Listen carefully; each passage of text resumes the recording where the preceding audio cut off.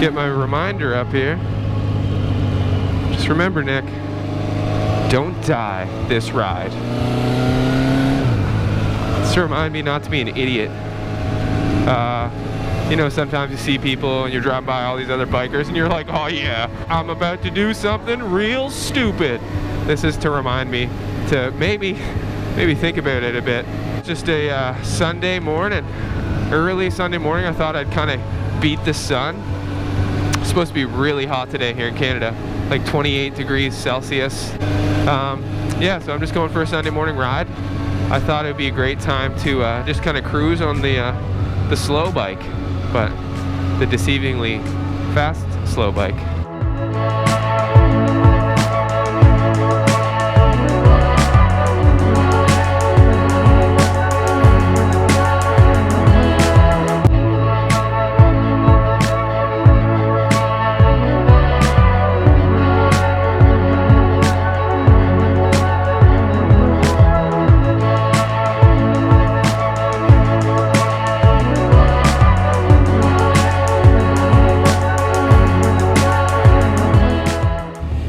As you can see, I'm not on the CBR today.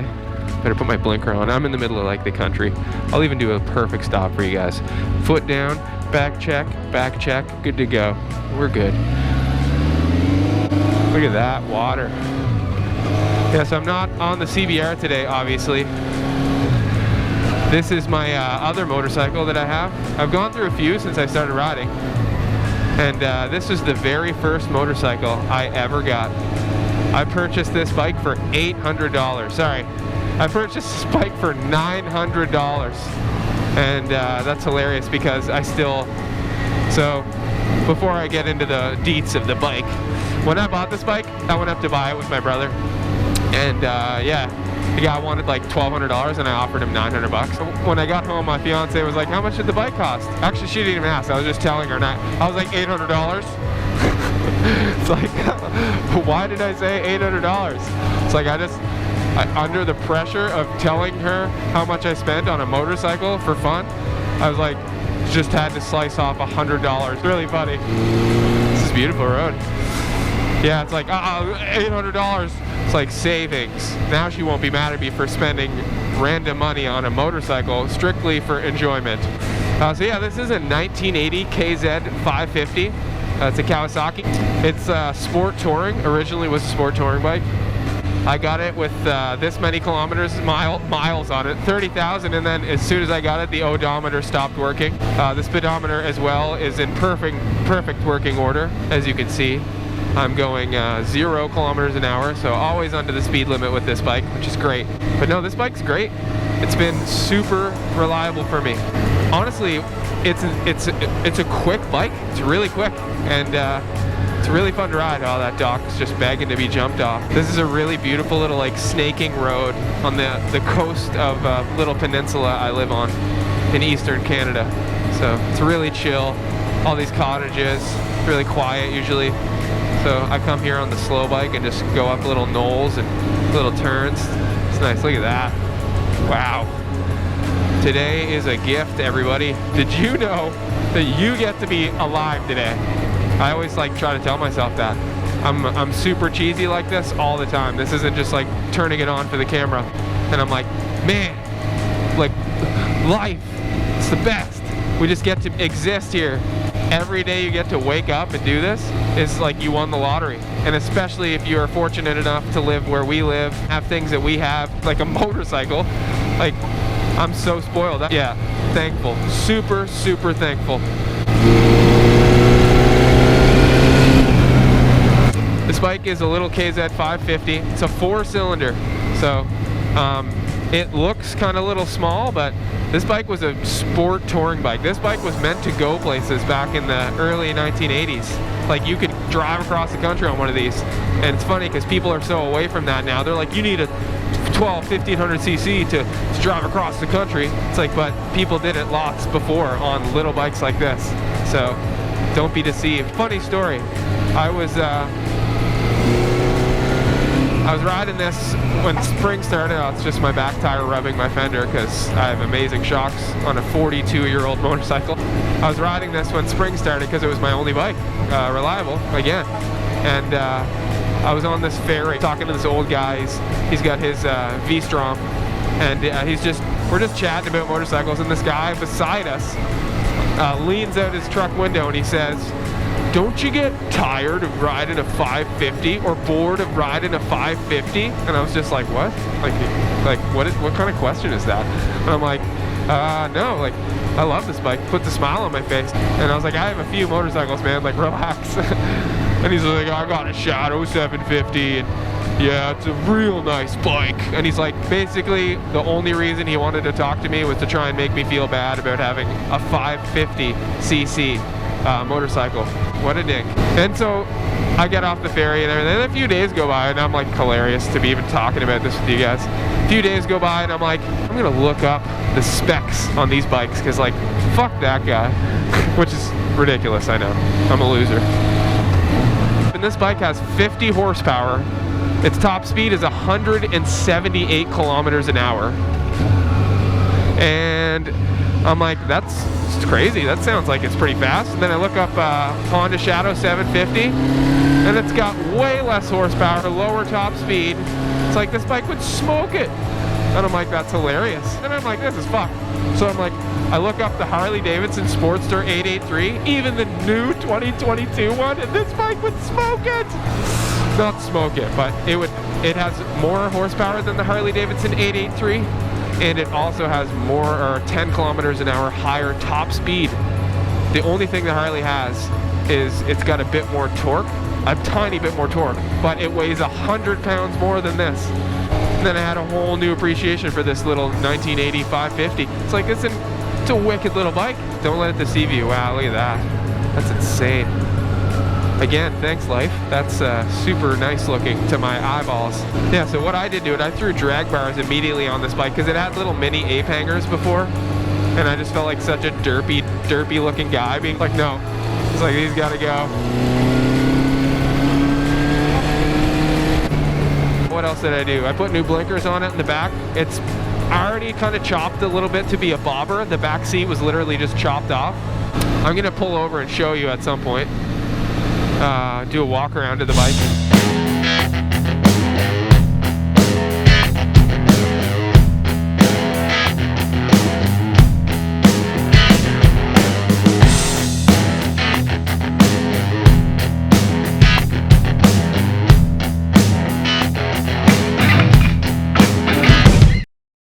This is a nice cool breeze in here, man. So yeah, it has little backfires because it's carbureted. My CBR doesn't. It's fuel injection. So it's like a computer feeding it gasoline, where honestly, like, you don't even know how fun little backfires are until you're riding and it happens. You're like, ah, oh, this is the best sound ever. That's why I like those guys in cars and like their mom's Honda Civics. They all get those, like, what are those things called? They program extra fuel into the engine so it backfires slots, and then it does like 6 backfires, 3 backfires, like how many ever you want. So your mom's Honda Civic with 400,000 kilometers is a race car, obviously. It's just too much fun. When I see houses like that, I'm like, I want a house like that. That's my future house. Just like their own little piece of heaven. The thing about this bike, I was gonna sell this bike this year I was gonna sell both my bikes and get a new bike. And I don't think I could anymore. This bike's really fun. It's too much fun. And it drives really well. I've had a few bikes, and when all those other bikes kind of didn't work, this bike always worked. When my other bikes, rectifier went, I needed to replace batteries, radiators, like this doesn't have a radiator. It's like, this bike never ever let me down. Obviously, this bike, you could argue, is not as safe as another newer bike. I 100% agree. But I think after getting this bike and learning on it, I think that anyone starting out riding should get a used motorcycle to start out on. You're gonna drop it. I dropped this bike. You're gonna do lots of stuff to it. It's gonna get beat up, whether you like it or not. And the peace of mind is you didn't spend $8,000 on your first motorcycle. I almost would recommend one of these bikes, these older bikes, more than a newer bike to learn on, because everybody wants ABS, anti-lock braking system. It's like, I don't think you should have ABS on your first motorcycle. So you understand that certain situations you need to know how much brake to add. You need to understand that if you add too much brake, you're gonna lock up your tires and you're gonna slide. It's like, those lessons are very valuable. And I think technology, just like an autonomous driving car, it's like, I think we all can agree that drivers are going to get worse the more technology is added into our experience of controlling a motorized vehicle. I understand that computers might be smarter than us, but come on, man. It's like, we all need to be in control of the vehicle to understand everything about it and understand the risks involved, understand the potential risks that can happen, and how to deal with them, instead of a computer just being like, your tire is locking up, I'm going to brake traction a couple times. I don't think that's good for a beginner rider. So get a bike that costs you $800 and then yeah, ride it. I just don't understand why you're gonna put so much money into motorcycling right when you're starting out. It seems like such a crazy idea. Let's give it some juice.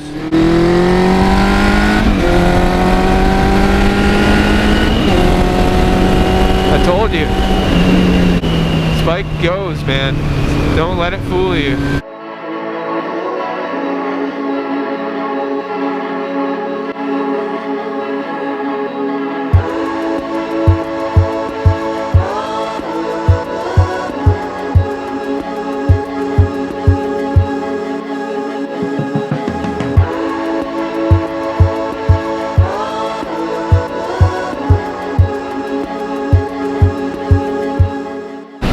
Alright, anyways, what else is great about this motorcycle? The memories of this motorcycle to me are very valuable. Oh shit. Something's going on.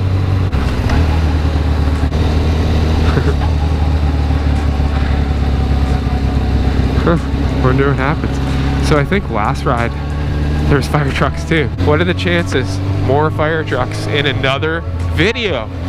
Apparently the chances are very high. So this bike, I was just scrolling on Marketplace, saw this bike for 1,200 bucks. It was pink and like super kind of ugly. And then I messaged my brother and I was like, will you come get this motorcycle with me? And Dan was like, yes. I was like, yes, that's amazing. I didn't even have my license. So I was like, Dan, will you test drive this bike for me? Dan's like, yes. I was like, awesome. So he like hops on it. The other really great story is, no, it's part of the same story. Sorry, I talk so much sometimes. My bad.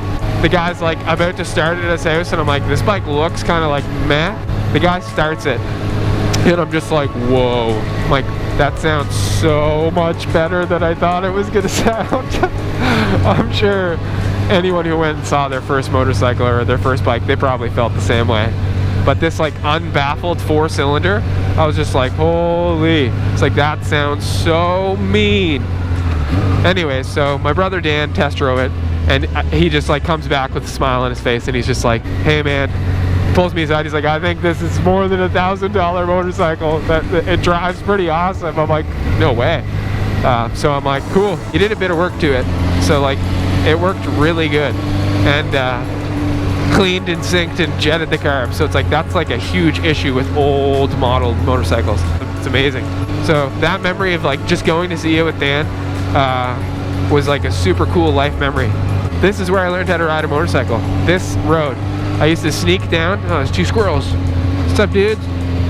I'm motorcycling. Whoa. Yeah, this is where I actually learned how to ride a motorcycle. So this road right here means a lot to me, and it will forever, which is kind of crazy. Yeah, I would kind of sneak down here because I didn't have my license, and I had to cross a big road up there, like a main road, and I would come down here and I would just literally go back and forth to where I just started to the end, and I would just learn how to shift gears, stop, get used to like not stalling. Morning, gents. So this valleys where I would just accelerate, and I was like, man, this bike is insane. It's just like, that's when I fell in love with motorcycling, right here. And it's just like such a soft spot in my heart for it. Like, look at this place. It was like I found it trying to motorcycle on a Google Maps. I was like, there's a straight road that looks not busy. And then when I came down here, it was like I came to fucking Narnia. I was like, this place is so nice. It's like, how did I not know this beautiful road existed strictly for me to learn how to learn how to ride motorcycles? We're just in this beautiful little valley. It's insane. It's just for motorcycles. I wish, but that's how it felt to me. So this road is, it's dear to me. Like, oh, this road's amazing. Anyways, I'm gonna probably conclude this video. I appreciate anybody who got to the end. I'm gonna try to make 2 videos a week while I have time. I just enjoy creating things. So, and if you want to know anything about my 2 bikes, I'll have a 3rd on the way.